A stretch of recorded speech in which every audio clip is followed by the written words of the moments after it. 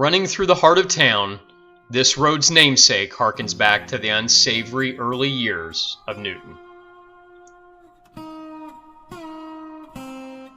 Born in Hardin, Kentucky in 1792, Louis Jourdan married Elizabeth Reynolds and started a family.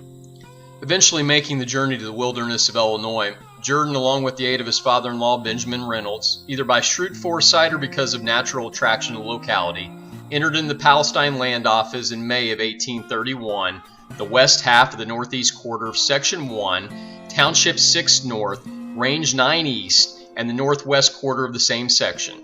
This entry covered the geographical center of the new county of Jasper. Thus, the only available spot for a town near the center of the new county would fall on Jourdan's land. When the commissioners had been assigned and deployed to locate the county seat, which the legislature ordered shall be called Newton, Jourdan and Reynolds offered 20 acres required by law as the site. On January 26, 1835, a county organization election was held in Newton to select 3 commissioners, a sheriff, and a coroner.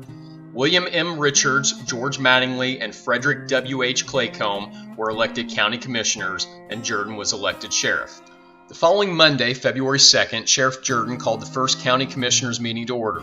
For most of the remainder of the first year before a building could be constructed, the court and county commissioners found their accommodations at the house of Jourdan. His home would also serve as a Newton voting precinct, and grand juries would hold their sessions under a tree in his yard. Jourdan wielded much power and influence in those early years. When streets were surveyed and named in Newton, one of the 4 main streets bore his name, along with Washington after the founding president, Jackson and Van Buren after the current president and vice president at the time. On March 30, 1835, Jourdan presented his bond as sheriff to Judge Harlan. A salary of $15 a year was set.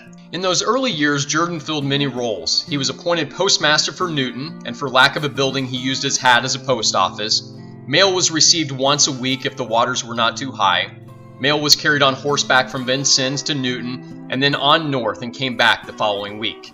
Jourdan served as road surveyor and contractor on early roads in the county, was appointed commissioner to take census of the county in 1835, school commissioner in 1839, and helped build the first log jail for the county at a cost of $370. Jasper County was very much wilderness in those early years. At least 3 different tribes of Indians roamed parts of the county.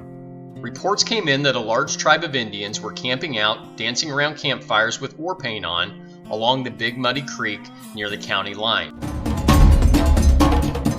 Fearful they could be planning an attack, the settlers called a council of their wise and brave men and appointed Louis Jourdan, Job Catt, and 3 others to slip out to the Indian camp and report back. Arriving in sight of the ground, they peeked through the brush to find the Indians had pulled up stake and moved out west. Following this, the county began to settle up very fast. It was said that Newton was settled, with a few exceptions, by about as set of roughs as any new county ought to boast of ever having. The general testimony of records and traditions is that Newton bore the reputation of a community bordering on lawlessness. It was even suggested that some of the most violent here in the early days were some who had left their early homes in Kentucky to avoid consequences of their violent conduct. What made the condition of affairs more unmanageable was that those who were in power, the officials of the county, including Sheriff Jourdan, were leaders of the roughs. During general elections, nearly all voters of the county would come to Newton to vote. The pioneers came into town to attend court or to vote, often dressed in buckskin suits with coonskin caps. They carried with them that indispensable lifeguard, the rifle. After indulging in a few drinks of sodcorn whiskey, they would begin to get lively. Shooting, or rather target shooting for whiskey, was a great source of entertainment. Horse racing, also called plug races, was considered indispensable to make up the fun and amusement of those days. The distance run was generally 200 yards or a quarter mile at the farthest. And the stakes generally ranged in price and quantity from 1/4 to a half a gallon of sodcorn whiskey worth 15 to 25 cents. All understood and practiced the manly art of self-defense, and it was considered unmanly to take an insult without retaliation. And generally the day wound up with a great many heads peeled, bloody noses, black eyes, and perhaps a few eyes gouged out. A saloon was kept on the corner of Jourdan and Jackson Street. There was a small ravine in the front of the saloon, and if a fight occurred in that vicinity, the combatants would more than likely fetch up in said ravine, and the place took the name of Bloody Run. Newton's reputation was not flattering and was known far and near. Settlers and travelers avoided it as far as possible. Whiskey was king, and there was a tactical organization among leaders, chief among them Sheriff Jourdan, to keep out any influence that would interfere with the customs at place.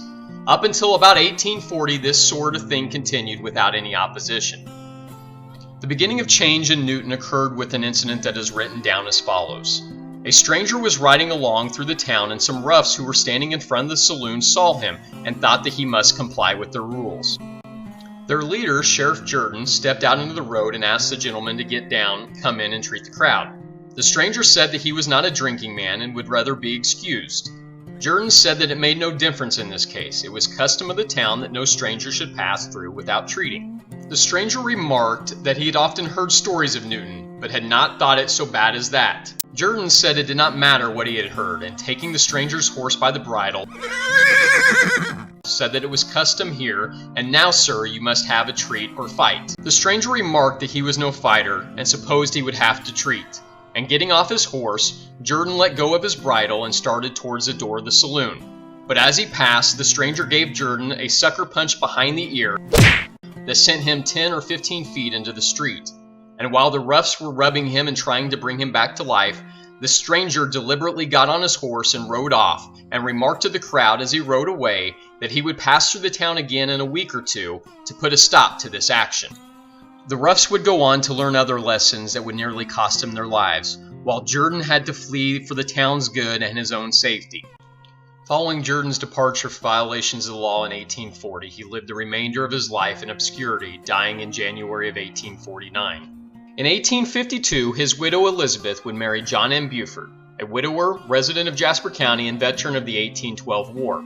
Following his passing in 1873, she moved to her daughter's residence in Coles County, and she would pass away in 1889. The more violent forms of lawlessness ceased with the death or removal of the leading roughs that held early sway. Law-abiding people finally became convinced that a heroic effort must be made. Benjamin Harris was finally elected Justice of the Peace, and crime began to suffer the just penalties of its deeds. But all forms of larceny, from a petty theft to the stealing of a horse and even a house, were unfortunately common up to the beginning of the Civil War. Lewis W. Jourdan, one of the founding fathers of Newton and Jasper County, and the first sheriff, finally brought justice and order to the town and county only after he slithered away.